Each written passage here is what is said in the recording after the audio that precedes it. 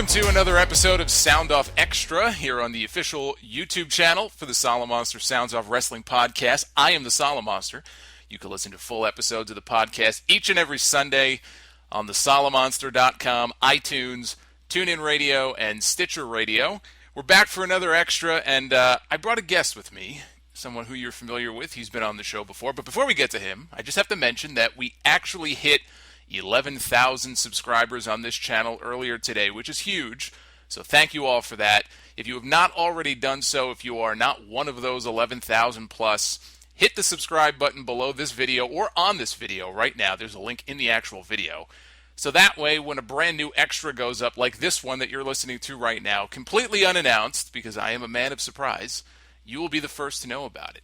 And my guest here is the host of the Straight Shoot Wrestling Podcast, which airs live each and every Monday night, immediately following Monday Night Raw. You can find it on AubreySitterson.com. Aubrey Sitterson is with me. Aubrey, how you doing? Good, man. Hey, congratulations on 11,000. That's huge. Thank you very much. Well, don't thank me. Thank everybody who's listening right now. Hey, fuck them. Thank you. Or congratulate you. I love how the... Thank you. I don't care about your listeners. I love the immediate heel turn here. At the beginning of the show. He knows his role. Let's get right into it. No, that's huge, man. That's fantastic. Yeah, and I was back on your show on Monday night after Raw. It was myself and Jeff Schiller, who I know is your co-host on Straight Shoot Retro, and we had fun. We had a lot to talk about, lot happening in wrestling this month. I had a little bit to drink that night. It's funny because I had people saying, boy, he was slurring his speech. Is he okay? Did he have a stroke? I said, he's fine. I said, you have the right idea, dude. I gotta start, mixing different things up here. Maybe my Monday nights will go a little bit smoother. Yeah, mix or drink. That's what I mix. Absolutely. Need a good screwdriver. That'll get me going. I'll be as positive about Raw as you are if I have screwdrivers every week. It's I don't know. Sometimes you need a little help getting through. Even a good Raw is 3 hours long. That's a lot. That's a lot to watch. It's a long time. Absolutely. It's too much. And the funny thing about when I'm on your show, I can honestly say, always elicits a response, at least from my listeners. Yeah, me too. Yeah. That's all you can ask for. So let's get right down to brass tacks. The big show coming up this week that everybody is talking about, NXT Takeover. I'm way more excited for Takeover than I am for TLC. I was going to say the exact same thing. You thought I was going to say something else. Admit it.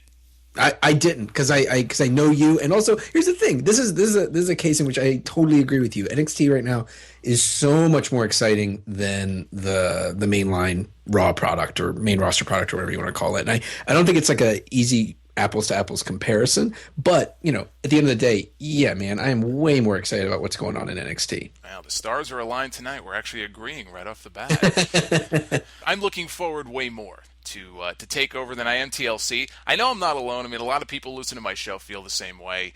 It's a weird thing. Like, you go on Twitter, even, in our Facebook group, and you can see it. You can sense it. There's just generally a greater degree of excitement for that show than there is for the pay-per-view on Sunday. And it is kind of ass backwards, but, it's kind of nice to see. It's nice to see that people can kick back and enjoy what I think, in a lot of ways, is just a traditional, straightforward wrestling show. The thing I would caution, though, and this isn't me telling anybody not to be excited for NXT or, that they should be more excited about Raw or anything like that. That's bonkers, right? I'm not telling anybody what to like or what not to like. What I do caution people against, and this comes up on my show a lot, is just, consider your samples, your sample size, and whether it's representational, right? Like everybody, if you only went by what you see on the internet, you would think that NXT does 5 times the numbers of Raw, which just isn't the case. Most WWE fans maybe have a vague idea of who some of the top people on NXT are, but really they're there for Cena, they're there for Ambrose, they're there for Rollins and Kane and Orton and all those guys, right? So I know you know this, but I think it's an important thing to bring up, because people, even though there's a case where you look on the internet, you look on Twitter and Facebook and Reddit and YouTube, and me and you right here, we're way more excited about NXT Takeover. But I think for most WWE fans, even a show like TLC is there's more people interested in that than Takeover, right? And I think a lot of people get it. I know you don't, but a lot of people get it twisted and say, oh, NXT is a more popular show. Everybody loves NXT. No, like the people who watch it love it, but it's still just a very, very small slice of the WWE audience. Yeah, but I think part of it, that's kind of part of the charm of the show. I think in some ways, not that I'm comparing NXT to what ECW used to be, but there was the underground mentality there where people knew ECW wasn't number one. It wasn't national to the degree that WWE was. But that was part of the charm of ECW. You know, it was kind of, it's my ECW. And that's kind of the way I think a lot of people feel about NXT. And I feel if NXT was as big, let's say, as Raw, it wouldn't be the same. You know, no, it would lose exactly. It would lose a lot of that appeal. It's like being in the building that they run. You could fit maybe 500 people in there, but that's part of the charm. That show, I don't think, would work in a half-empty arena that fits 6,000 people. Yeah, if they were like filming it before Raw or something like that. Also, you know, it's a much smaller roster, so they can pay more attention to each of the people on it, and it's, you know, a third the length of Raw, right? If NXT suddenly became 3 hours long, you better goddamn believe there's gonna be a lot of filler on it, you know? Well, yeah, I mean, anything becoming 3 hours long is a no-no. Especially if you are a New York Mets fan here in New York, but we'll save that for another day. So what we'll do here, I mean, we're going to do predictions for TLC because people don't know what we're going to cover here. I should have laid that out at the beginning. We're going to do TLC predictions for the pay-per-view a little bit later on. It makes sense to talk about NXT first since that show is coming up first. It's tomorrow night. I'll run down the matches on the card. We don't have to do predictions for this. Maybe just get your sense of what match you're looking forward to the most.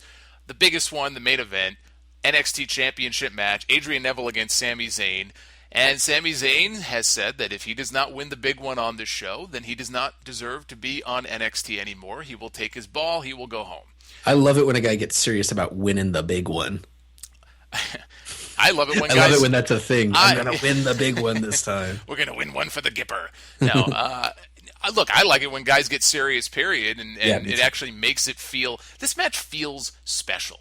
And I think it does. It feels much more special than – I mean, here's the thing. Like, I know that the Sami Zayn Cesaro matches were phenomenal. They're technical clinics and they were amazing. And I loved them just as much as everybody else, but they were never really about anything. Like, it was one of those cases where they said, oh yeah, this is so important to Sami Zayn because XYZ and he's got to win this, but it never really felt that way. Well, I mean, I would disagree with you in this way. There was no title on the line. There was no purse money like Gorilla Monsoon would talk about back in the day.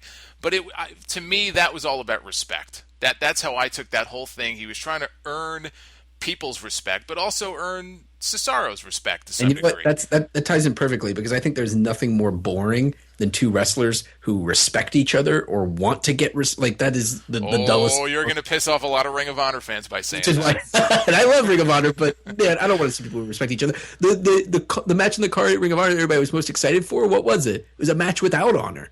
That's not by coincidence, right? Like people want to see matches. Yeah, but it's New York City, and you got the weapons and everything else, and because I think Ring of Honor does not do that often. It's a weird thing. Like in WWE to some extent, although now it's PG, so you don't get matches like that anymore. But especially in TNA, and this is one of the things I hate. And they're coming back here to New York in a couple of weeks, and I'll be there. But when they came to the Manhattan Center for their tapings, every single taping they had to have some kind of street fight with barbed wire and thumbnails and tacks and all this stuff, and it's like. But even Ring of Honor, man, like they've moved way far away from what it initially was. Yeah, but shaking hands and the Code of Honor and all that stuff. Like they've moved very, very far from that. Well, they've evolved. I mean, that's how I look at it. I mean, you can't stay the same way forever. I mean, Paul Heyman did that ECW Exposed special on the network with Joey Styles. I don't know if you saw that or not. It was really well done. They divided it into two parts, and it was essentially them talking about the highs and lows of ECW and then taking viewer questions and tweets. Right. And Heyman was asked, where would you envision ECW today had it not gone out of business? And he said there was no way we can continue with the blood and guts and the gore. In 2001, we would have done away with that stuff. Now, I don't know if I buy that. I don't buy that either. I don't buy it. Kept doing it as long as it was making money. That's right. But after a while, he would have had to evolve the product. And he said he envisioned ECW becoming essentially what Ring of Honor became, which is more mat-based and bringing guys in. I think that's him playing to his base, man. I think that's him playing to the guys like us on the internet who he knew would pop for that. No, I'm sure to some extent. Yeah, he's a smart guy. I mean, Listen, Sami Zayn and Neville, the thing I was getting at about the respect thing is initially, like on last week's NXT, I was not super like going into the main event of the show when they had like the right, wasn't that the final segment? Was them in the ring together? Yep, it's the face off. They're moving to the face off. I was not so interested because it was just another match. It was just another match for Sami Zayn to say, this one matters more than anything, and then lose again. But what happened was it became about something beyond just the respect. Sami got angry. He slapped him, which I thought was, a huge moment because it's just not something we've seen from Sami. So yeah, man, I'm way more interested in this match than I thought I was going to be just a couple weeks ago. Yeah, I mean, everything about this match, it has everything going for it right now. Also, there's a certain debuting wrestler waiting in the rings. We're going to get to him. Don't worry. Okay, all right. Well, I think it ties in, right? It could very well tie in. Well, it could tie in. I was gonna pose that question after, so we'll definitely get into him in a second. I'm sorry. But to me, anyway, this match has all the ingredients of something that I love about wrestling, which is the story. I think that's been building it up has been great. I love the fact that they haven't just turned Neville heel, which would have been a very easy, obvious thing to do. His character now, I'm as interested in his character as I've ever been. I mean, I think the Adrian Neville as a character on that brand is kind of boring. But when you look at what they've done with him over the last few weeks and him defending his actions and being kind of snarky towards Sami Zayn, I mean, I just think he's played it pitch perfectly. And Sami Zayn, I mean, what more can I say? He's easy to get behind, best babyface in all of NXT. I talked about this on my podcast this past weekend a little bit. I think at the end of the day, I figure he's winning the championship, but I think they take a very straightforward approach with this. There's no shenanigans. We're not going to see Kevin Owens or anything like that. I think they have a competitive match, and in the end, he finally wins the big one. He gets the big championship celebration. It's a feel-good moment.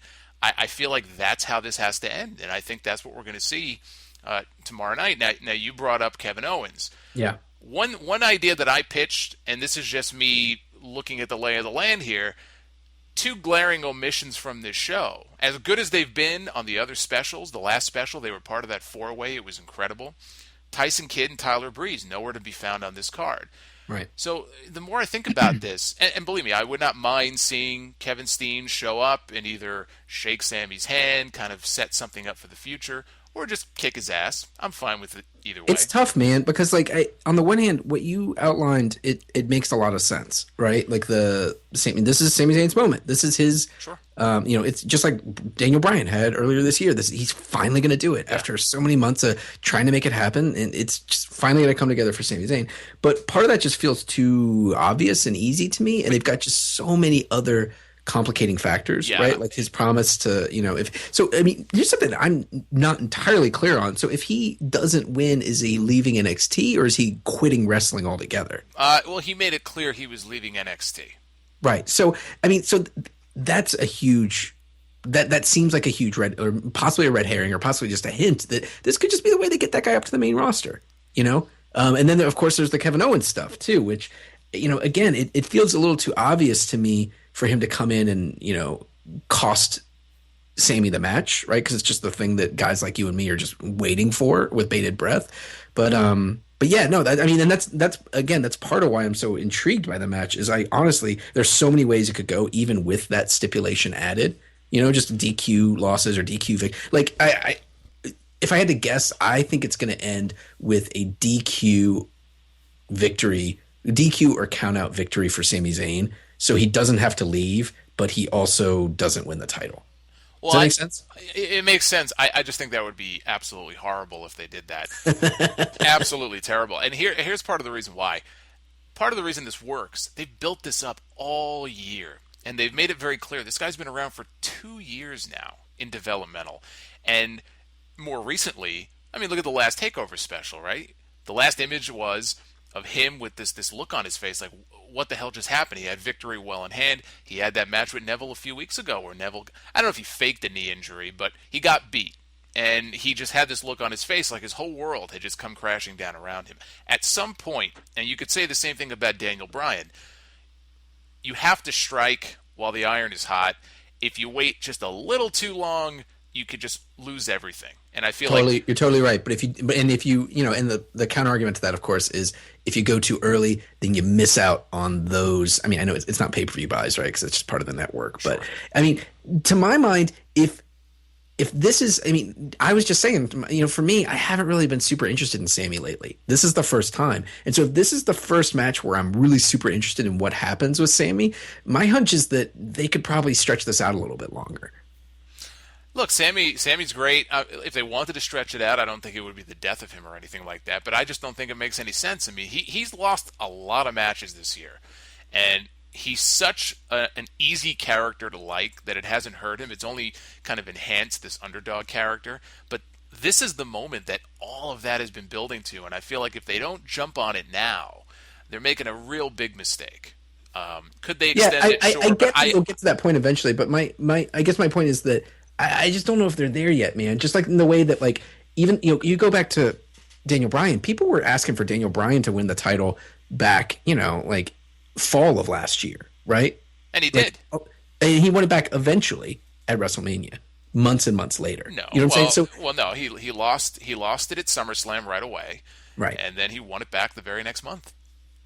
Right. Okay. People seem to forget about that, but after that, yeah. And I know. We all remember like the those dark months on the internet where everybody was convinced that WWE was burying Daniel Bryan and they're never going to do anything with him and they hate him and it all led to that big cathartic moment when he finally won it, and you don't get that payoff without all of this like angst building up. I don't think it's been going on long enough for Sammy yet. Maybe not. This is the first time I've given a shit about whether that guy wins or not. Yeah, no, I mean, look, I see the point you're trying to make. And just to go back to Bryan for a second, maybe in the end, at some point this year, he would have won the championship. Again, I hate this idea that when all of that stuff in the dark days of the fall of last year was going on, that in their minds they were sitting in Vince's office laughing, saying, oh, these people... They don't know what they're talking about. Come WrestleMania, he's going to win the title. That was not the case. He lucked into the championship. There were a series of events that happened. Thank God it happened, and the payoff they got at WrestleMania was tremendous. Why does it matter when? And this is what drives me nuts. I don't understand why it matters when they decided that was going to be the case, because they did decide. No, well, here's why it matters. Here's why it matters. For the people who actually care, like I care. Maybe I care a little too much, but I do care. I hate that too. I hate the idea that if you like something, you don't care about it. Well, I mean, it's not a matter necessarily of not caring. It's about seeing things for how it is.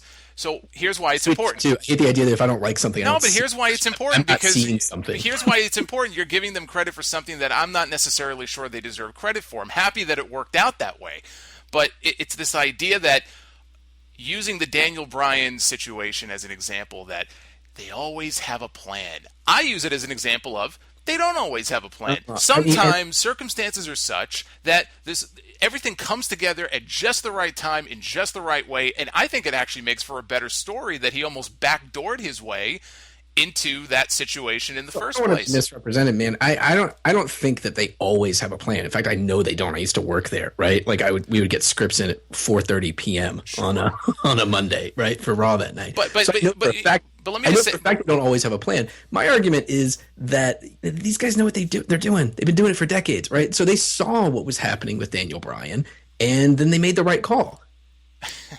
that's exactly what happened. That's not quite how it happened. But that's not quite how it happened. The argument is such that it makes it seem like they didn't have a choice, but they did.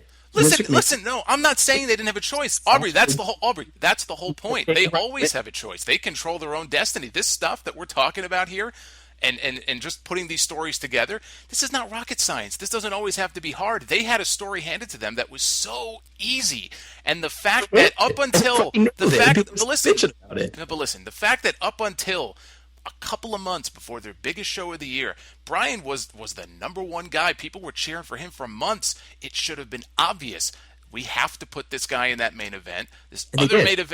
That's right, but not for the reasons that you just mentioned. That's the part that we disagree on. I mean, who knows what reasons, like what specific reasons they had for it, except for the people who made the decision, right? The fact of the matter is, they made the decision. There's this idea that, if Punk hadn't left, then it would have been totally different. Would it have? Who knows? I have no idea. Yes, it would have been different. Neither does anybody else. It would have been different. But what we do know is that they had a red hot angle, a white hot angle. Fuck red hot, white hot angle. They kept it going, and they paid it off in like the biggest way you could possibly imagine, and people still find a way to complain about it. I don't see anybody complaining about it. I'm pointing out the fact that The story with Sammy kind of mirrors what they had with Bryan. I hope they don't repeat the same mistakes that they were making at the beginning of the year. They see what they have here. And you said before, well, Sammy winning the championship, and that's kind of predictable, and I almost think maybe they can extend it or have this guy interfere. Sometimes the predictable route is the way to go, and I hope that's the exact direction I hope they go in for this match. I think it's going to be a great match. I assume that's the match you're looking forward to most on this card? No. Nope. No, sir. Oh, really? That's probably number 3 on the list. Oh. You want to guess? No. Let's go. What's your number 2? Tell me your number 2 first. My number 2 is Tommy and Balor versus the Ascension. Okay, good choice. And what's your number 1? Actually, you know what? Let me guess. I'm going to take a guess. Charlotte and Sasha Banks. There it is, man. That's the one I'm most looking forward to. So Charlotte's my favorite wrestler to watch in WWE right now. She is phenomenal. She really is. She's great. And you know what? That's actually a really good choice. I mean, I think Zayn and Neville is probably the obvious choice, but I'm looking forward to that women's match too. It's a weird thing because it's almost like 2 different worlds. Like NXT exists in this parallel universe, completely separate from what we see on Raw every single week. We see what happens with the women's matches on Monday nights. But I watch the show tomorrow night. I'm expecting these 2 women to go out there and probably get a good 15 minutes and just tear the house down. Tear it up. Yeah, they're absolutely going to tear it up. And I mean, both of them are great. Sasha's my number 1 favorite person to watch right now. I don't think she's the best wrestler in WWE by far, but she's super young, right? She's just getting started, but she's improving so quickly. I just find her in ring work fascinating. And Sasha's just the perfect heel. She gets it, man, in a really great way, and she's really good in the ring as well. Oh yeah, she's not Sasha good, I don't think. I mean, she's not Charlotte good, I don't think, but she's very, very good. Yeah, when I started watching NXT, I mean, I've been watching it now for at least a year and a half, and I remember when I was first watching it, Sasha was a babyface, and they did an angle. It might have been with Summer Rae. Oh, it was like talking to her in the mirror, yes, right? And they did the same thing recently, which I thought was cool, where Sasha was kind of playing the role of Summer, and Becky Lynch was the baby face. They were kind of she looked at herself in the mirror after Sasha had said some words to her, and now she's the heel, and hopefully a year from now we're looking at Becky Lynch the same way. But I look at Sasha... That's just how they built NXT. That's just that's the template now that they're going to use. But I remember Sasha back then, and she was a baby face, so she was different, but she was kind of shy. She didn't really show a lot of personality. She was okay. Interesting, I thought. Yeah, she was okay in the ring, but now it's like a complete 180. She seems confident. I think she's great. Okay, so I can live with that. That's your number 1 match. I think up and down, this is going to be just a fantastic show. I can't think of one special they've had all year that has let me down. Yeah, me neither. I think some of them better than I can't remember that. All the names are wackadoo, and I forget which one is which. The last one I wasn't as thrilled with as the ones before it, but I still loved it. I still thought it was fantastic. Oh, that's the great thing about it. I mean, even the weaker shows are still light years ahead of what we see week to week. But just to go back to Kevin Owens, because I got cut off and I didn't get to mention this. I don't necessarily see him having an involvement in the main event, although I wouldn't mind it. I figure the fact that they're leaving Tyson Kidd and Tyler Breeze off the card, it may be one of those things where at the last minute they kind of add them to the show. Maybe one or both of them come out. They're upset they weren't included on the show. And that's kind of the cue for Kevin Owens to come out and just kill some dudes. So.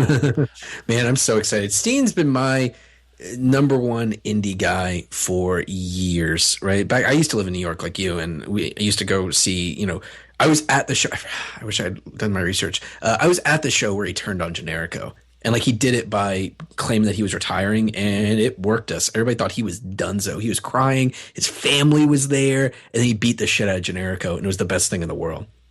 Yeah, I mean, those 2 guys, that's what's so exciting about the idea that if they don't call Sammy up just yet, and I hope they don't. That's why I want him to win the match. I'm not ready to see him leave yet when all these new guys just came in, because I think he can work well with all of them. But him and Steen on a different stage, being able to kind of rekindle some of that magic, it's exciting, man. I mean, it's just exciting to think. Do you want to see it? I mean, I go back and forth on whether I want to see it again or whether I want to see those guys do something new.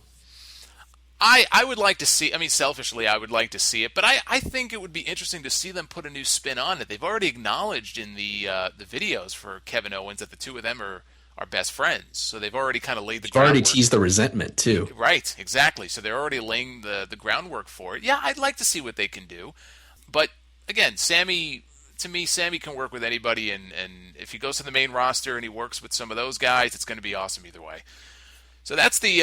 Unless you have any other thoughts on this, I think. Do you think they're going to bring in Owens as a face or a heel? I think he's coming in initially as a face. Okay. The only way I could see him getting heat is if he attacks Sammy. Yeah, if he beat the shit out of Sami Zayn. Like, that's the only way. That's the only way.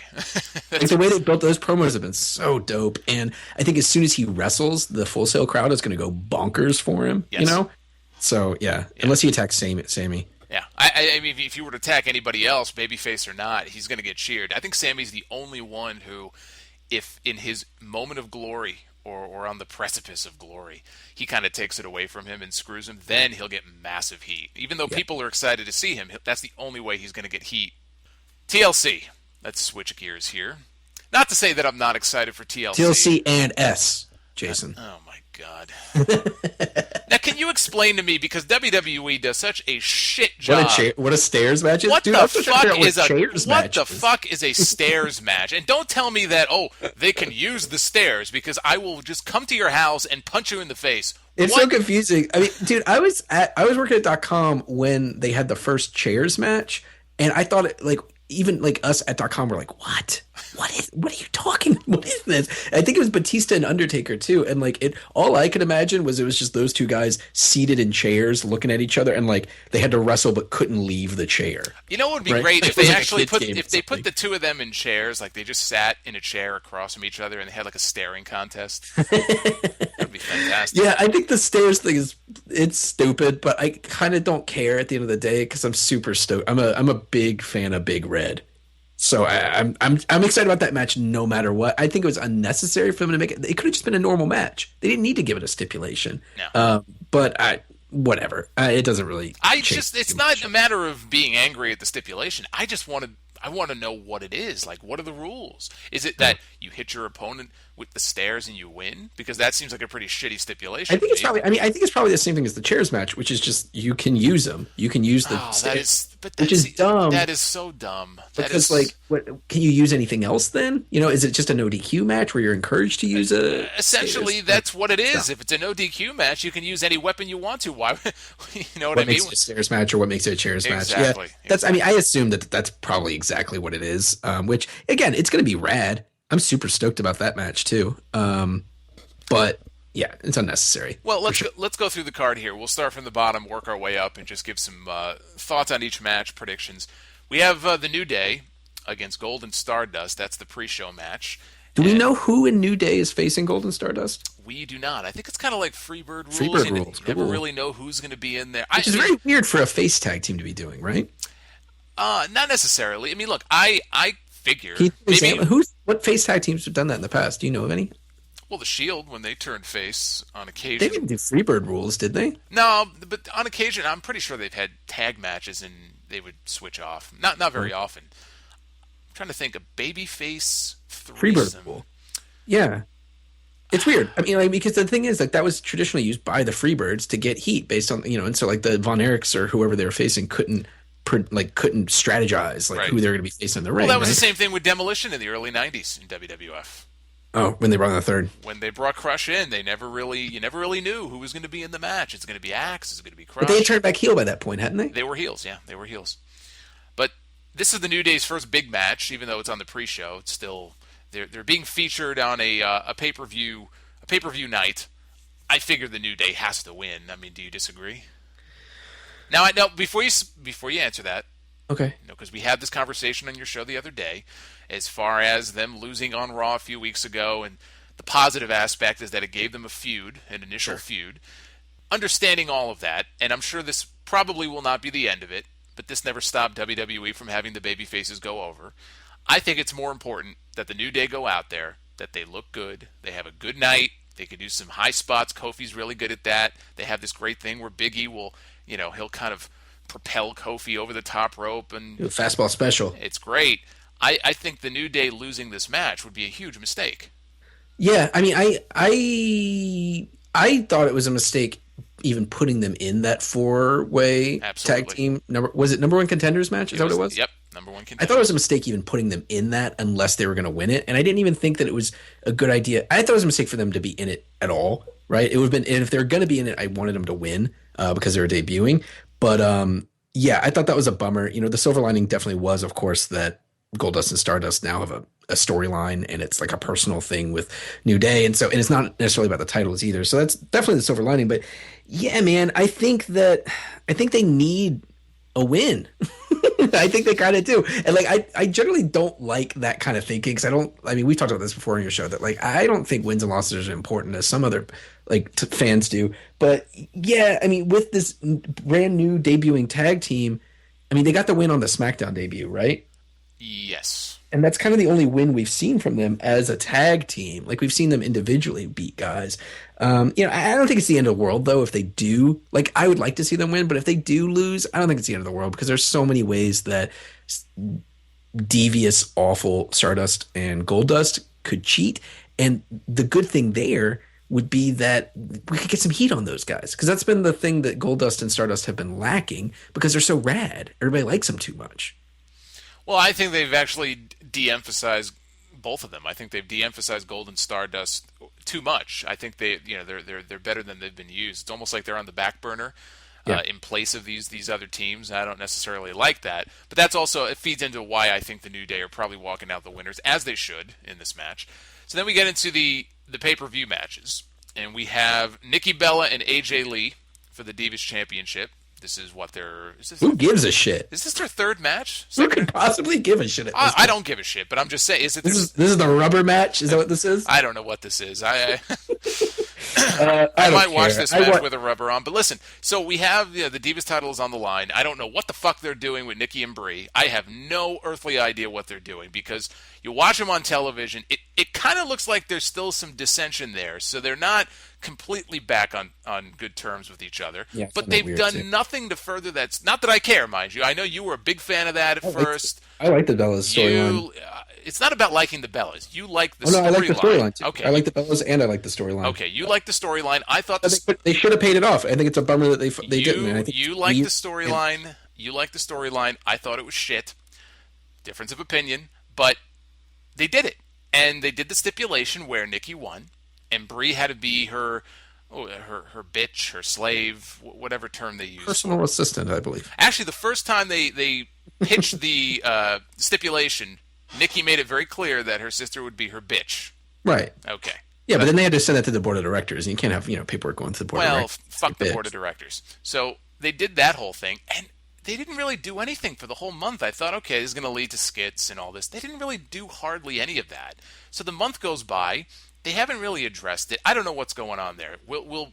I think it's donezo is what's going on. I don't know that it's done. I still think that they're milking this, and there's going to be some kind of payoff or another match between the two of them. I just think Nikki is keeping the title. I don't think AJ is winning it here. I hope so, man. I am so tired of what they've been doing with AJ Lee. And honestly, I have been, and this goes back way before all the Punk stuff. Like for years, I've been tired. It feels like for years I've been tired of AJ Lee as skipping crazy when it suits the storyline, kind of Punk-esque mannerisms. Like it just doesn't work for me. I think Nikki's a much more interesting character, and at this point, a wrestler that I'd like to see wrestle more. I've seen AJ face everybody that I want to see her face right now. Well, until the NXT divas start moving up. Yeah, well, here's the problem. I don't think any of the divas they have right now, with the exception maybe of Paige, I don't think any of the divas they have are interesting. They're characters because they don't really do anything with the characters that would create interest. Like I think actually what they're doing with the women on NXT, I'm far more intrigued by. Yeah, storylines. Man, I don't even think Paige is all that interesting. Like, I mean, I think she's great, and I love watching her in the ring, but I don't think they've done anything with her character. No.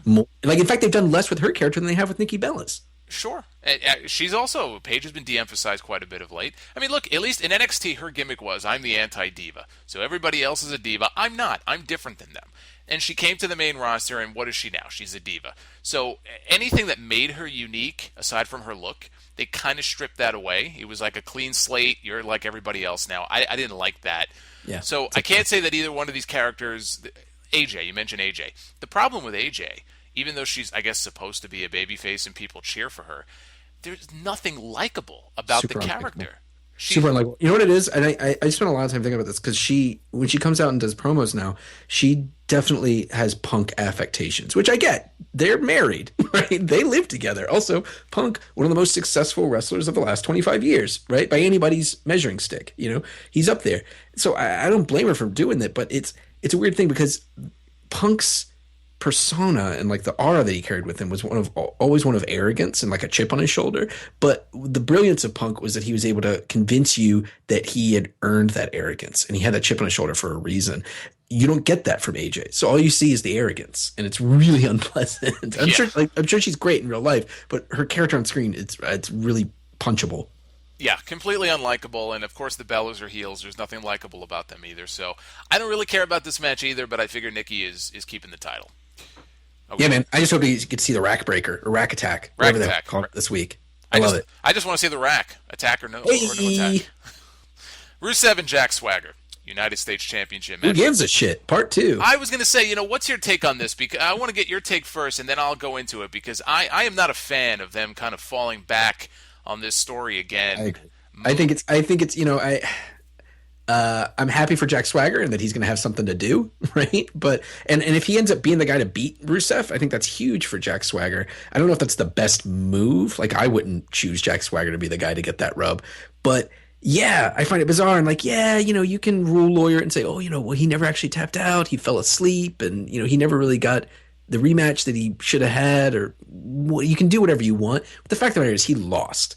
That guy lost to Rusev. He let down America. He blew it. Right? On to the next guy. I find it very, very strange that they've moved back into this. Yeah. He lost. He lost over and over and over again. It wasn't like one loss, one and done type of thing. I mean, this thing played itself out for a few months there. Yeah. He had more than enough shots. And it's weird, too, because, he and Zeb had been... And so, now...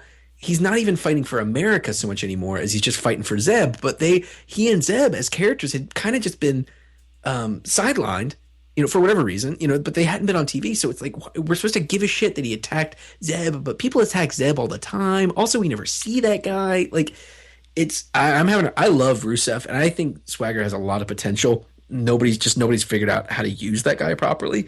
But this is not a match I'm excited for. No, they've given us no real reason to be excited for it. And I think for Swagger to win would be unbelievably stupid. And it has less to do with... It would be really anticlimactic. It would be anticlimactic, but you got to look at the two guys side by side. Okay, Swagger has been around forever. Now, I'm not going to say, he's a lost cause. You should never do anything with him ever again. He's had chance after chance after chance, whether it was his fault. I mean, like the one time he fucked up with the pot bust, whatever. It's been a combination of both. WWE has not done him any favors with the start and stop pushes. They pushed him too early. He was one of the first winners of when they had the dual Money in the Bank, and he shouldn't have. He wasn't ready for it. Yeah. And he's suffering for it still today, I think. Look, you can point to a lot of different guys who they prematurely put the World Heavyweight title on, thinking the title's going to make him where it should be. Maybe it should be the other way around. And what they did was they did a disservice to these guys by doing that because they're still feeling the effects years later. But I think what they have with Rusev is big, and I think whoever beats him, whether it's at WrestleMania or whenever it may be, that's going to be a big moment. Yeah.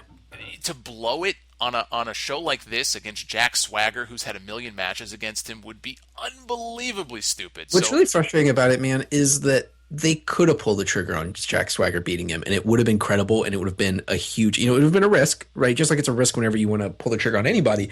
But that was the hottest angle going for a minute, man. The crowds were going apeshit bananas for that stuff, and it was great. I was super, super into it the first time around, but then they decided not to, and it's cooled off. If he had come back immediately afterwards, after passing out, and they went right back into it, that's one thing. But this is something totally different. And if they did it now, I agree, it would be a huge fucking waste. They missed their window. Yeah, and it goes to what we were talking about earlier with NXT. You got to strike while the iron's hot. They had their shot, and they missed it. Now, I'm not going to say that they should have had him beat Rusev. We can have that conversation. Maybe he should have, maybe not. But now is not that time. No.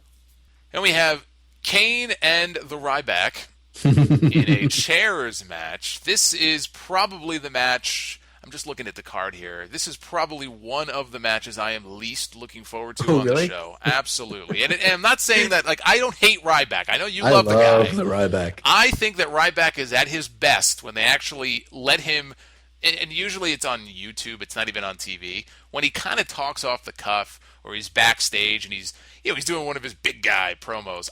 You're over and so am I. Or this is over and so am I. That breakup promo that he did with Curtis Axel a few months ago, did you see that? No. It was probably the most amicable tag team breakup that I've ever seen. That's funny. Where they bumped into each other backstage, and they were kind of cracking some inside jokes, and they said, listen, I got to go pursue my singles career. We're going to go our separate ways, but hey, one day maybe we'll get back to. It was great. Like his interaction with Axel in that segment was funny. It was actually fun to watch. So I'm not hating on Ryback, but there's no story in this match. Okay, there's no real story here aside from he fought against Team Authority, and by the way, Ryback got eliminated second in that match. I think he was the first baby face. It was a bummer. It really bummed me out. It was like the only thing about that match that I didn't like. It boggled my mind because they built him up. He was like the focal point of those shows for at least 2 weeks going. And to be fair though, like it was like a result of like a big schmoz, and like they protected him as well as like somebody's got to get eliminated first on Team Cena. You know what I'm saying? Like somebody has to go first, and they protected him as well as they could because it was like a big clusterfuck mess when it happened. Apparently not well enough because in his appearances ever since, his reactions have kind of cooled off a little bit. And positioning is everything. I think if you position him strong, the people will. Yeah, I don't think that's because he got first eliminated on Team Cena. I think that's because he's been involved in a feud that, like you said, isn't really about anything. It's just about asking for beef jerky and cans of tuna. No. I don't think that's just because of what happened in that match. I agree with you. I think the reason that his reactions have kind of cooled a little bit. I mean, they still do feed me more when he does his little clothesline. I mean, it's an easy reaction. That's not a little clothesline, brother. That's the meat hook you're talking about. That's true. I would not want to be on the receiving end of that. But I think you're right in that they killed him a long time ago, and people will just never take him seriously. Oh, that's not what I said. I don't think they killed him a long time ago. I'm telling you. I'm giving you the answer. Don't act like I'm agreeing with you. I think that guy came back and had a world of potential, but they put him into a nothing feud with Kane. If they put that guy into if they put that guy in a feud with Luke Harper, we'd all be super stoked, and it made it about something. We would all be super stoked about it. Listen. I am schooling you, son. I'm schooling you right now. And that, man, you. Yeah, keep saying that. They had their opportunity with him a long time ago, and whatever happened, and now I know they're trying to resuscitate him, and you know what? They should, because I think he could be a solid kind of upper mid-card hand. But as a fan... when do I start getting schooled? When is that going to start? You're being schooled right now. Oh, man, I missed it, because... This is a short class. This is not the 3-hour-long college course here. This is the short version of it here. I'm tutoring you right now. But no, I mean, look, I like the guy. I can never take him seriously as a top main event guy like I might have a year and a half ago. That window has closed. I don't think that's true of anybody. Anybody who has talent, I think you can rebuild them. I think all it takes is one hot feud. Dolph Ziggler is the perfect example. Everybody thought that WWE is done with Dolph Ziggler. They're just going to let him fire in the completely different story. And after Survivor Series, hot. That is a completely different story. Dolph Ziggler, listen. Completely different story. Everybody thought that guy was donezo, and WWE was over him. And right after Survivor Series, he's the one everybody's talking about. He's in the main events of Raw. That's the difference right there, my friend. You just hit the nail right on the head when you said people thought he was done. That's the difference between a guy like Ryback and a guy like Ziggler. The fans, for whatever reason, they had every reason to give up on the guy. They never did. No matter how many matches he lost in 2 minutes, no matter how many bro kicks he ate. People coming out to crickets. Ziggler came out to crickets. Ziggler did not come out. Ziggler came out to crickets way back when, but when was the last time Ziggler came out to crickets? For months now, people have been behind him, right? 2 or 3 months ago, maybe? He never came out to crickets 2 months ago. He came out. His reactions have gotten better. Ziggler came out to crickets. They're 2 months ago. 2 months ago, he did not come out to crickets. 2 months ago, he was feuding with Cesaro over the Intercontinental title. He was not coming out to crickets. Now, maybe 5 months ago he was. I don't know what the fuck he was doing 5 months ago, but 2 months ago, absolutely not. But but that's the thing. Like how do you define crickets? But listen, if you think that Ryback's getting no reception now, Ziggler is definitely getting no reception. People pop for Ryback, man. They're still into him. People pop. Just the fact that they're doing the feed me more thing, and I don't want to hear the whole, oh no, the chant's over, not him. He is the chant. It's the same thing. It's part and parcel. People pop for his big moves and his power moves. Absolutely, I will give you that. Does. But I got to go back. No, wait, I got to go back to the Ziggler point though, because you're so wrong. It's like blinding. You're so wrong on this. The difference between the two of them, okay, is that Ryback is the best Ryback he can be. Nobody else can do Ryback the way that he does Ryback, okay? So he has his fan base. He's very good at what he does. The difference is that for the longest time now, people have looked at Dolph Ziggler and said, man, maybe his own mouth gets him into trouble. It's not, he bears some of that blame, but like this guy's been getting the shaft for so long. He's too good for this, man. He's so good. The cream will rise to the top. We're going to stick with this guy. And even when the fans had no reason to give two shits about this guy because the company didn't, they stuck with him. And he is as good as anybody on that main roster right now. And Sami Zayn, when he comes up, he'll be that guy. No matter what situation he's in, if he's in a dead match for 10 minutes, in the final 5 minutes of that match, when he gets, he does the big babyface comeback, the near falls, people suddenly get into it. They believe in it. They want this guy to win. Ryback never and will never have that type of support from the fans. It's a different type of character. I mean, that's like saying, oh, well, Bray Wyatt. No, but if Ryback, but listen, if Ryback, response that John Cena gets. No.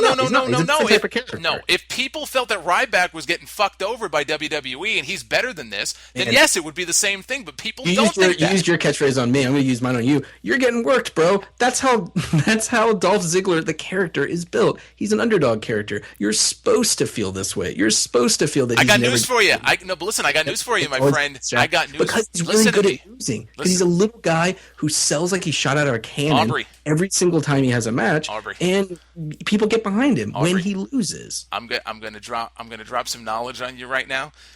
It'd be a first, man. I'm excited for it. He was getting those same types of responses when he was a heel.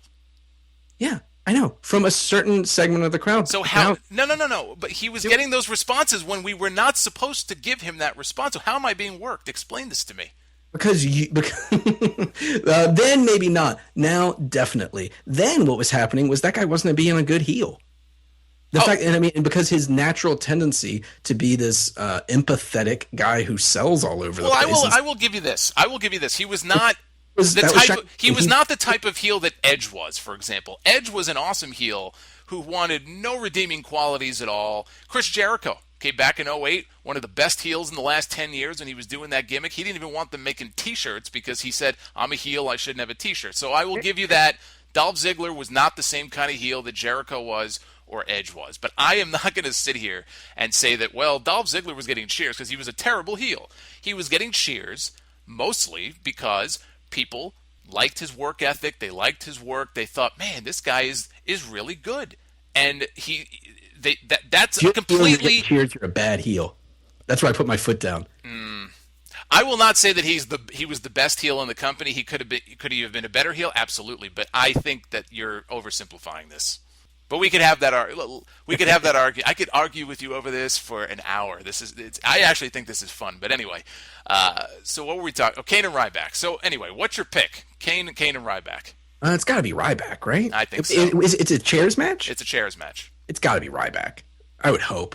If Kane wins, it's really going to irritate me. What is accomplished by Kane winning? Nothing. That's why it would irritate me. And by the way, why is Kane still coming out in his corporate Kane slacks? He doesn't work for the authorities. My wife asked me that the other day. She's like, is he still the director of operations? I was like, honestly, I don't know anymore. I really couldn't tell you. Okay, so we're in agreement here. Ryback is going to win the chairs match. At least we hope so. Then we get to one of Aubrey's favorite matches in the card, the Stairs match. We have Eric Rowan and The Big Show. Now, let me just give you my prediction. Ed versus Big Show. I'll give you my prediction of who I think is going to win, and then I'll let you say your piece. I think Big Show is winning this match.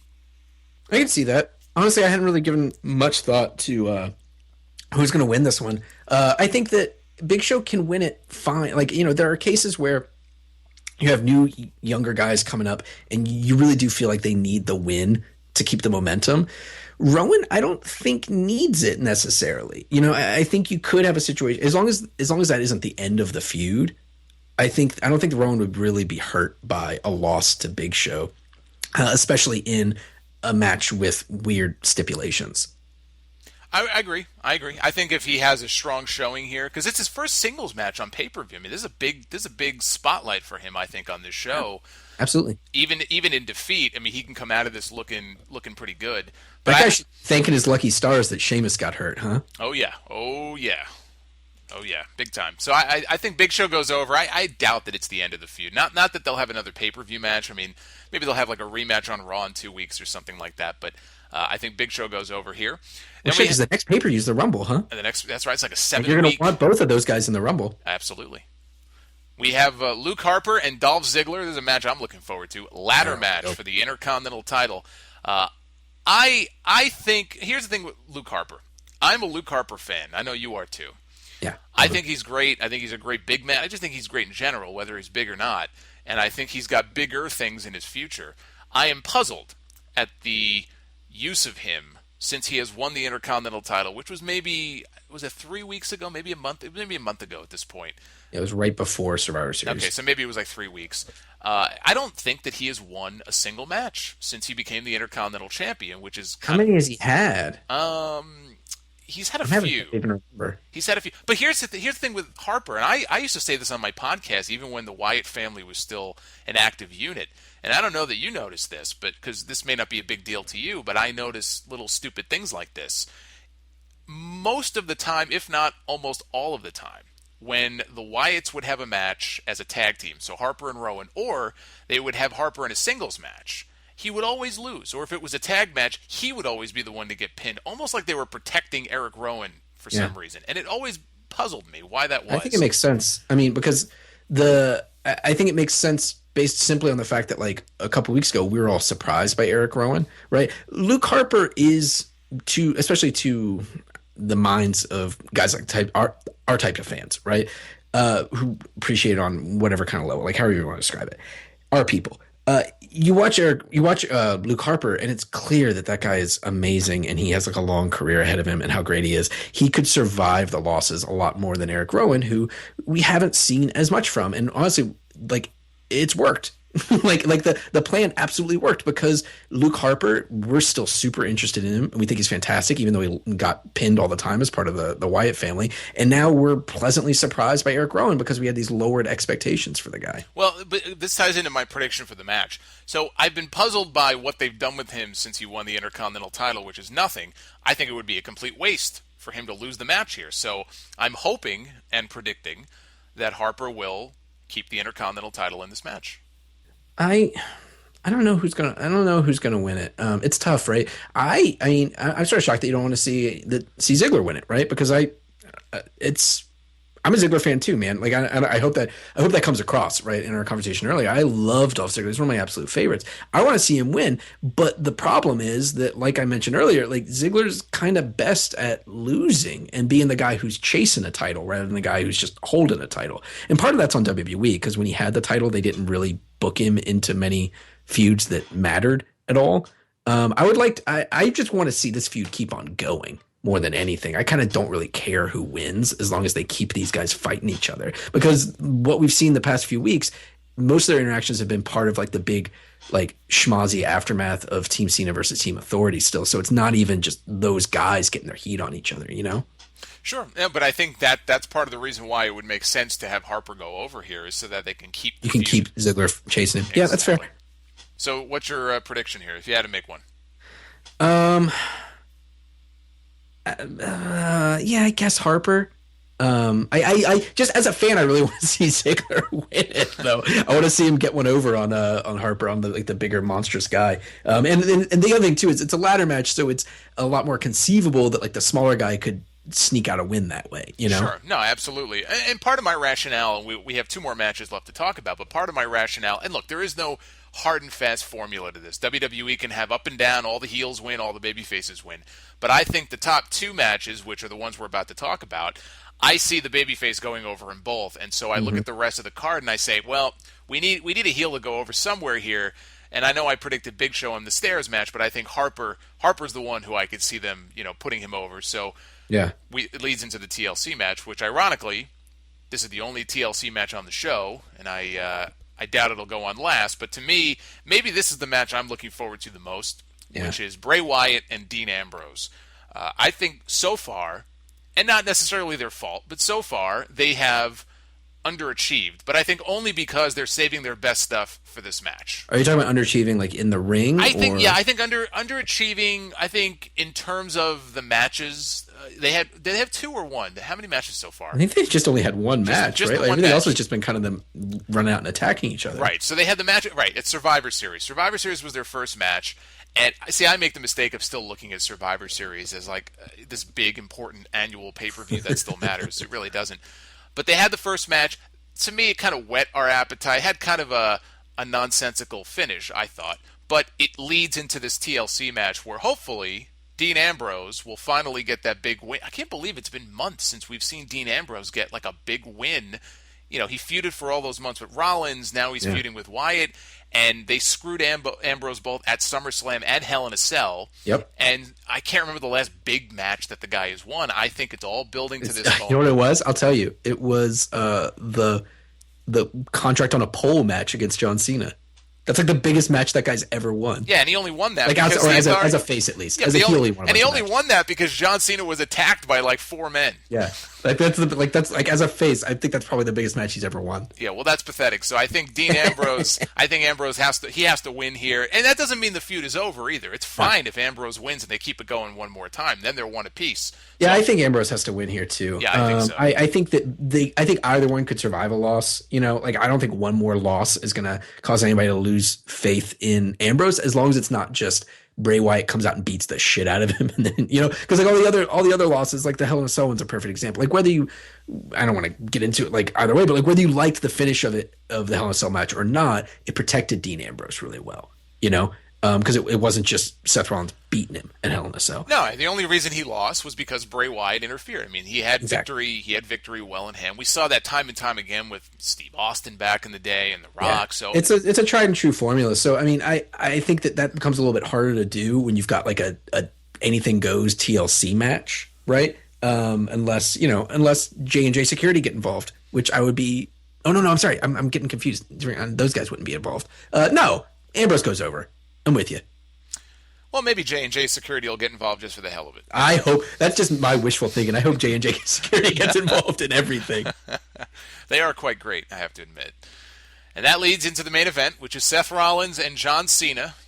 I think they're gonna tear the house down, man. I think they're gonna have an amazing match in a tables match. Well, Seth Rollins, he tears the house down every night out there. Yep. So I would almost be shocked if he didn't.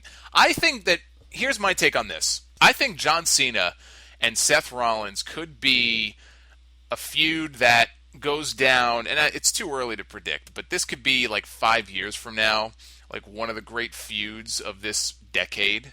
Because I think he's in the process of making Seth Rollins right now.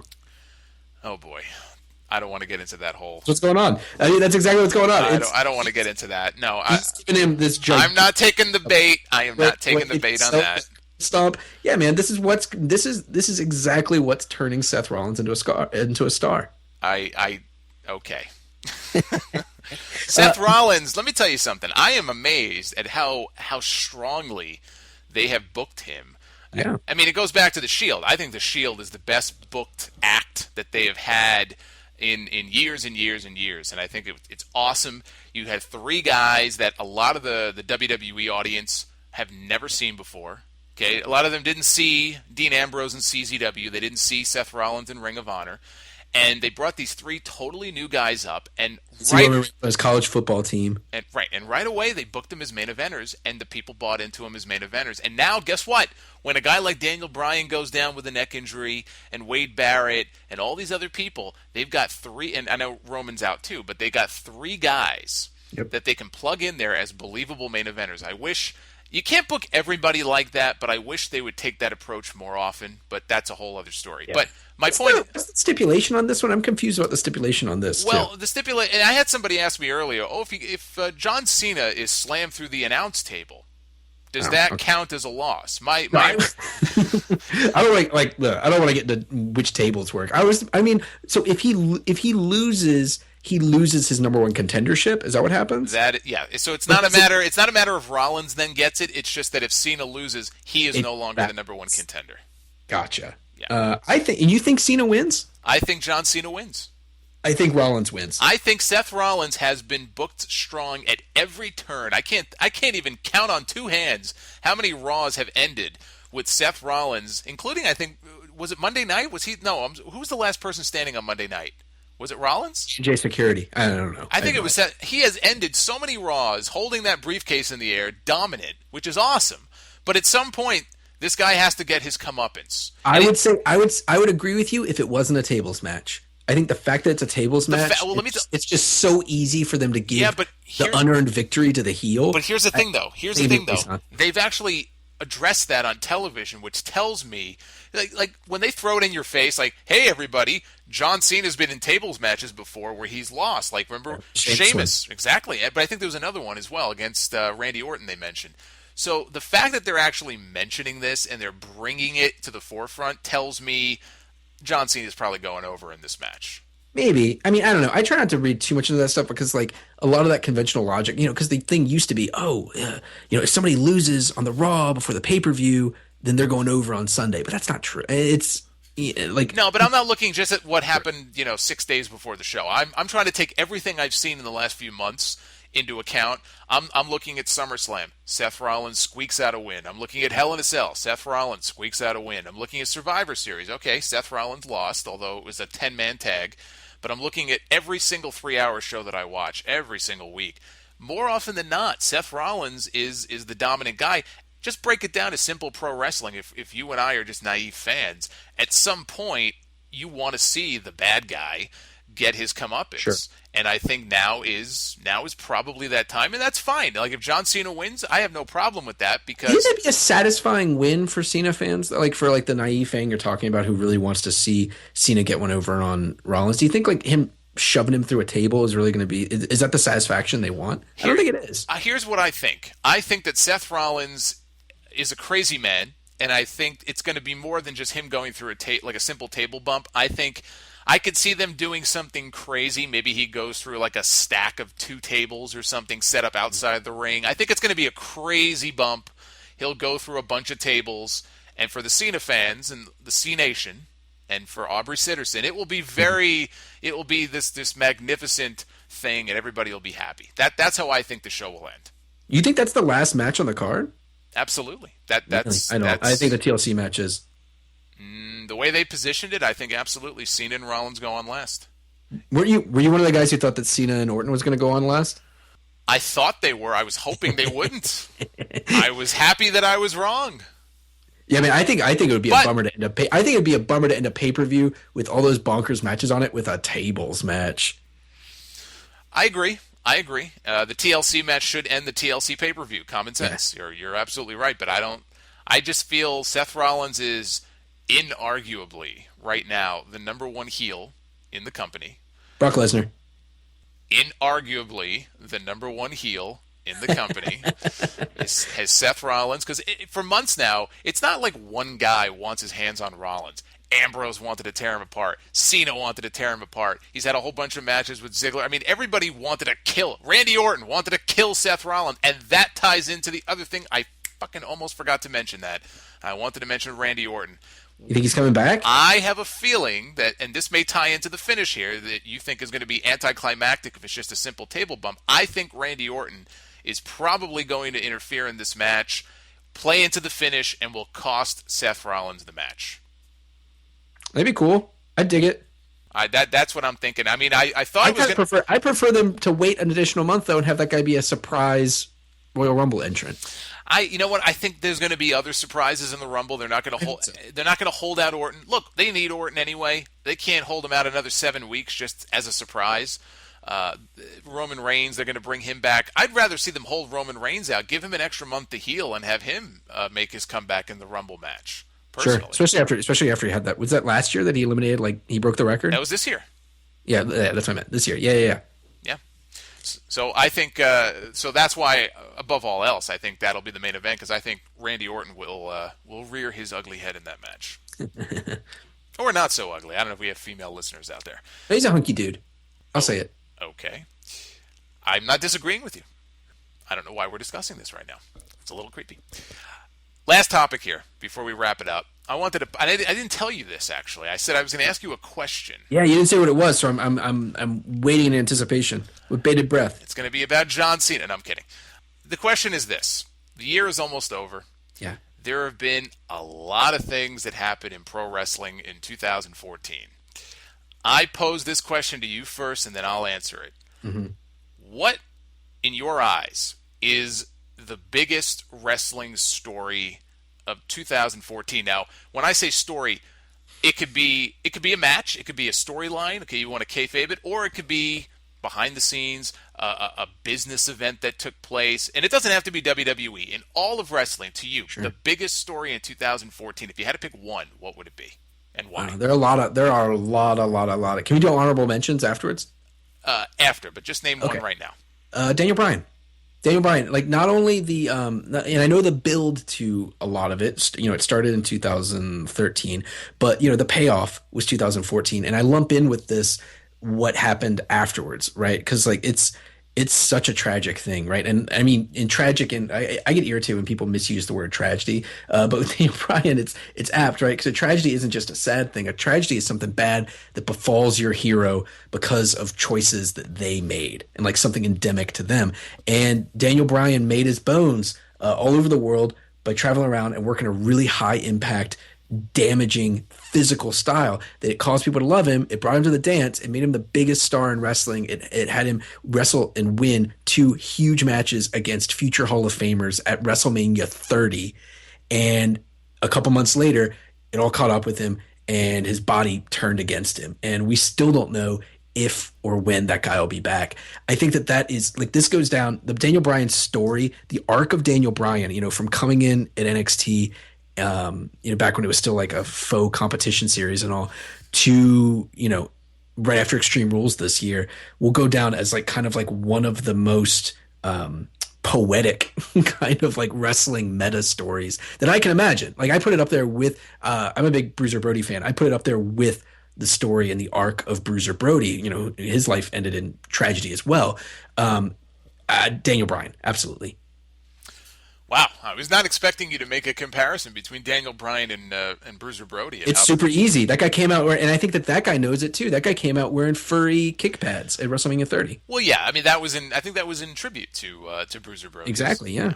Okay, but I don't. Beyond that though, it's the comparison. It was I wasn't expecting that, but I'm happy you mentioned that thing about the word tragic, by the way. It's kind of eerie that you mentioned that because there was an episode of my show, I don't know if it was last year, the year before, I had the same, not a rant, but like I talked about people misusing the word tragic. Yeah, it's a weird bugaboo of mine. I don't like it. I think what happened was Amy Winehouse had just died, and everybody was talking about what a tragedy it was. And look, that kind of is a tragedy, though, right? She drank herself to death. It's always tragic when like a person dies. I'm not trying to minimize that, but everybody was throwing the word tragedy. Oh, it's such a tragedy. No, it's not a tragedy because she did that to herself. And well, so that's the definition of a tragedy, though, right? What? Well, like Oedipus is a tragic hero because he did it to himself. He's the one who killed his father inadvertently, got the curse on him, and then married his mother and had children, right? Oedipus did it to himself. Hubris was his sin, right? Amy Winehouse actually is a tragic figure because her sin, her hamartia, was overindulgence, and it killed her. I don't look at Amy Winehouse dying as a tragedy on the scale of other tragedies. Talk about in the original Greek sense of the word, like the Greek poetic sense of the word. That's what it means, man. Okay, well, we're getting too deep, I think, here for this audience here. So the biggest story of 2014, okay, Daniel Bryan, that's a good one. Now, I have a list that I had put together here. So before I mention my pick, I mean, I'm looking at this list here. It's amazing how many things have happened this year. I mean, even going back to the beginning of the year, Batista coming back, which is like lost in everything. I think like the fact that Batista came back after 4 years away should be such a bigger story than it was. It's like a footnote, like a small. He's done a real disservice. Batista, the way that when they brought him back and how they positioned him. Oh, they completely screwed him. They completely screwed the guy over. I mean, I feel bad for him because even he says now, like, I could tell, you're bringing me back as a babyface. That's not the way it should be done in WWE. Because always better as a heel. Always better. But not even that. Like, look what was going on with Bryan at the time. Any idiot could see that if you bring this guy back and he kind of takes what so belongs to Daniel Bryan, the fans are going to resent him for it, and that's exactly what happened. So I feel bad for the guy. I like Batista. I feel bad for him. Dude, and just glomming onto the Batista thing, just the fact that that guy's a legit movie star now, right? Well, now I love it now because he 40-something years of age, now all of a sudden he's a legit movie star, not only in Guardians of the Galaxy, but also in that new Bond movie. It's huge. I love it. I'm looking forward to that movie. I'm a big Bond fan anyway, so I'm looking forward to seeing him in that. I think it's great, and if I'm him, I don't look back, man. He doesn't need WWE. They need him a lot more than he needs them now. He'll be back, though, don't you think? I think at some point he will be, yeah. So, but from Batista's comeback at the beginning of the year, obviously CM Punk walking out on WWE, joining UFC, the end of the streak at WrestleMania, Warrior coming back, Hall of Fame, then dying 3 days later, the new TV deal. Promotions, man. The new TV deal that WWE signed with NBC, that was a big deal. Spike TV given the boot to TNA, and now they signed with Destination America. Sting. I mean, holy shit, how many years have people been waiting for Sting to make his debut in a WWE ring, and he does. Ring of Honor coming to a traditional pay-per-view for the first time. Lucha Underground making its debut, and hopefully Lucha Underground can get even bigger and better. I love Lucha Underground. I actually have to go. I'm very excited to watch the three-way ladder match. I know. I've been hearing all about it. I'm way behind. Yeah, I'm very much looking forward to that. And even New Japan Pro Wrestling. I think this has been a big year for them. They've made inroads here in this country. Next year's gonna be even bigger, man. They've got Wrestle Kingdom with GFW. Wrestle Kingdom and Jim Ross calling their show. They have a new TV. And Josh, and they've got a TV show coming out too, and Josh Barnett's doing commentary for it. That's right, Josh Barnett and Mauro Ranallo. They have a new TV deal here in this country. I don't have that network, but so this has been a huge year for wrestling. But to me, the biggest story of the year, and this is a story that's going to have ripple effects, good or bad, for years to come, is the launch of the WWE Network. Oh shit, that was this year too. That was in February. They launched that thing, and it's not just the launch of the network. The launch of the network meant essentially the death of pay-per-view. They basically did it to themselves on purpose. They knew, okay, we're going to launch this thing. That means we're killing our pay-per-view business. As long as I've been a fan, pay-per-view and wrestling go hand in hand. They've been synonymous. Almost as long as I've been alive. Yeah. That's been the bread and butter of, and for those of you who don't know, that's a long time. No, I'm kidding. So, pay-per-view's been around forever, and it still is. And again, Ring of Honor is trying to, really make inroads on pay-per-view. He's still making money on pay-per-view. I don't know offhand how much, but it's there's still a lot of people in this country who don't have broadband, Yeah, but I think it's a minority though. I mean, most people have broadband. Most people have pay-per-view capability. That's not true. Like something like 40%. I mean, I guess that is most, but yeah, there's still a bunch of people who don't. I guess. Look, there's always. I agree with you that it is the death knell of pay-per-view, but it's not immediate. A lot of people thought that as soon as the WWE Network came out, like pay-per-views were just no longer going to be a thing. Well, I think we've probably already reached that point because for months after the network launch, you're right. I mean, there were still a ton of people buying the pay-per-views. I bought Well, I didn't buy. I was there, but had I been home, I would have bought WrestleMania on pay-per-view because I knew that this was not a good idea if I relied on the stream. And sure enough, a lot of people had problems. So I think part of it was they weren't convinced that it was going to work, and they were a little leery. We see the numbers for the last few pay-per-views. All of a sudden, they've dropped off a cliff. Yeah. I think that pay-per-view 2 months ago did 20,000 buys or something. So slowly but surely, they've killed. And this one's going to be even lower because they gave Survivor Series away for free to people who sign up for the network. That's right. So they have done it. They said, listen, this is something that has to be done for the long-term health of our company. It's the right thing to do. It has not yet paid off for them. I hope it does. I'm confident it will. It's a long con. They're the first. They're the first ones to do it. They're the first ones in a brand new space, and that shit's never easy. Yeah, and they've made a couple of missteps. The UK stuff, the UK launch. I know there are a lot. I had a lot of angry UK listeners still very upset about that. So they've made a lot of missteps, and the stock has gone up and down. Who knows how it's going to end up? They've had to make cutbacks. I mean, look, that's another unfortunate side effect of this is that the launch of the network has just completely transformed their whole business model. Sure, dude. One of the things I think is the biggest is and Punk mentioned it in his interview with Colt Cabana, right? Like that infamous interview. it affects people's pay-per-view payouts. Like how does it affect it? Nobody fucking knows. And I mean that's a huge thing to these guys because they work as independent contractors and maybe their base salary isn't that much, but they count on all these other things to kind of add up. And you take pay-per-view bonuses out of the equation. That's a big hit to these guys. That's why I think it's the biggest story of the year, and it's going to bleed over into next year. That's a good point. That's a big part of it too. And from what I can understand, from what people are saying, they still haven't explained to these guys all these months later how it works. It's probably because they don't fucking know. But that's completely.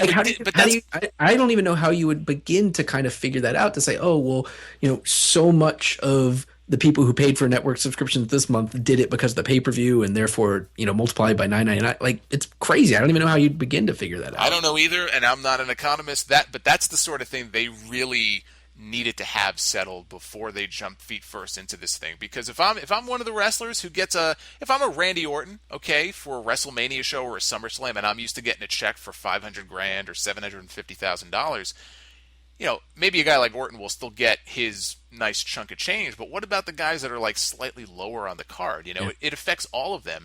And the other aspect to it, and we're going to see this play out next year, is a guy like Brock Lesnar. Okay, they paid him a lot of money to bring him back to WWE. Pop those pay-per-view buys, brother. That's right, or at least that's what they were hoping. And he did initially, not so much now. But now that pay-per-view is basically dead and irrelevant to them, it's all about network subscriptions. I don't know that they're going to be so quick to dole out a $3 million contract or a $5 million contract to Brock Lesnar. So he may walk. I mean, he may walk anyway because he's going to be courted by UFC and Bellator. It's interesting, man. I mean, because looking at it from like a cold-hearted businessman perspective, right? Because that's what they do because it's a business, right? I don't know, so like you said, like guys like Randy Orton, John Cena, they're going to be taken care of, right? Probably like guys like Seth Rollins and Dean Ambrose and Roman Reigns, and Bray Wyatt, people they've invested a lot of time and money, and they're going to be taken care of. Guys like Kofi Kingston and Cesaro and stuff like that. It's like, yeah, well, maybe they're not going to be getting the payout, but where the fuck else are they going to go? Like they're not going to go to TNA or ROH and make more money than they're making now. I wouldn't say that. That's not true for everybody. Actually, before we started the show, Joey Ryan, I think it was Joey Ryan, he posted a tweet. I don't know if you saw that. And he said, boy, the world is changing. It was something to the effect of, I can't tell you how many guys in the business have turned down calls from WWE to stay on the independent scene. Yeah, I mean, I think there are more and more, but I mean, I still think they're the exception rather than the rule. But guys like the Young Bucks, those guys are atypical. They work in every promotion and they work in Japan and they make a ton of fucking money. I got news for you though. There's a lot of guys on the independent scene right now who are, and they don't have to be the tip top guys like an Adam Cole or somebody like that in Ring of Honor. They're doing pretty well for themselves. Dude, Adam Cole was on my show last week and talked about how he wanted to go to WWE because it was the only place he could make retirement money. Well, Adam Cole to me is a perfect fit for WWE. He is a tip-top guy, and even he is saying that he wants to go to WWE because it's the only place he can make retirement money. Probably true. But can he? I mean, who knows? That's what I mean. The changing dynamics of everything. Maybe he has a perception of how much money he would make, and maybe 5 years from now, if he ends up in WWE, he may be singing a different tune. Who knows? Everything is changing, but my point is... I think you got to consider the source with Joey Ryan, too, because Joey Ryan is all in with PWG and Lucha Vavoom and all these different things, and so...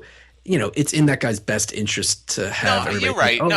You're right. He may have an ulterior motive. But look at a guy like, I'll leave you with this. You look at a guy like Alberto Del Rio, and Del Rio kind of already was a big star down in Mexico. He was a big star before he came to WWE. So he had that to fall back on, and he's already the champion down there.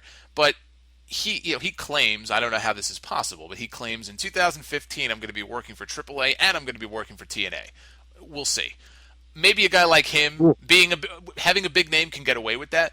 But my point is, a guy like a Punk, had he stuck around, a guy like a Del Rio, okay, these were top guys or near top guys in the case of Del Rio. They can make a very nice living for themselves and not have to put up with all of the nonsense from WWE. And I don't know that you could have said that. Like 5 years ago, that would have been unfathomable to think that these guys would almost be okay. Like there's life outside of the WWE bubble. But I think as the business model changes and the network is a big part of that, we're gonna see, I think, more of that going forward in the future, and it's going to make things very interesting for... Yeah, it's super exciting. Yeah. It's great. Absolutely, I agree. So to me, that's the biggest story of 2014. And that's it I think There it we is. we pretty much ran the gamut here of things to talk We about. covered it. We covered all of wrestling. We covered everything there is to cover. There is nothing in the world left to talk about. We're both shutting down our shows after this. This is the last one. That's it. This is it. We're going out on a high note here. So, Aubrey, I want to thank you for coming back on the show. Hey, thanks for having me. Always a pleasure to have the debate back and forth. And I will give you a chance to plug your stuff. I know you're on Twitter and Facebook. You got a great show. Tell everybody about it. Everything's on AubreySitterson.com. AubreySitterson.com. The Twitter's Aubrey Sitterson. The YouTube is youtube.com/AubreyRex. I do straight shoot every Monday night after Raw. After every pay-per-view, I have special guests, people like Shayna Baszler, Adam Cole, Roddy Strong comes on. Your host here, the Solomonster, he comes on sometimes. That's right. And I do retro shows. Usually, most Wednesdays, myself and Jeff Schiller, we go through and we're watching all of the pay-per-views in order. The retro shows are one of my favorite things we do, so please make sure to check those out. AubreyCitizen.com. It's a great show. Everybody should check it out. You can follow me on Twitter at Solomonster. And again, if you haven't already done so, hit the subscribe button right below this video or in the video itself. Subscribe to the channel. Be one of the now more than 11,000 people. So when an extra like this goes up, I usually don't announce these things. Sometimes I like to keep it as a surprise. They just kind of pop up there. If you're subscribed to the channel, you'll know about it first. You'll be the first to know. So definitely hop on that. And that's it. We're out of here. I'll be back for episode 359 of the Sound Off this upcoming weekend. Enjoy TLC. Enjoy NXT and Lucha Underground. So much wrestling out there, my God. There's a lot of wrestling. Too much wrestling. Too much That's wrestling. A good problem. That's a good problem. Too much of a good thing. So until next time, be well, stay safe. We'll be back real soon with another Sound Off Extra. Until then, take care, guys.